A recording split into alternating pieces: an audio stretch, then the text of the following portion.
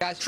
So, Trey, as always, a fascinating report and fascinating interview you just had with President Trump. When he says something like the United States will be the guardian angel of the Strait of Hormuz, and that the United States reserves the option of taking 20% of the oil that passes through there. He said at this moment, Hamas is not causing a lot of problems in Gaza, and that the process needs to play out with the ceasefire agreement there.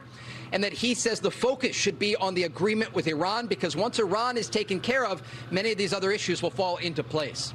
Guys, yeah. But the president clearly, he told Fox News, wanted to send a direct message to Iranian officials, even telling those officials, you won't even make it back to your country if you close the Strait of Hormuz.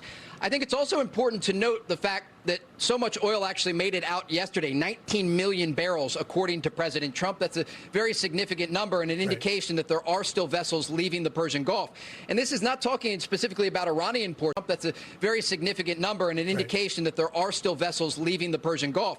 And this is not talking specifically about Iranian ports. We're talking about these Gulf countries, allies of the United States. And the president said there was such a backlog of oil that it's now gushing out of the Persian Gulf. And you think about just how still things were in this region, and now that it is open again, these vessels can actually export this oil. I think really an important point here is what the president is leaving on the table as it relates to the Strait of Hormuz. He says, we may take over the strait if we have to. I'll blow the S out of them.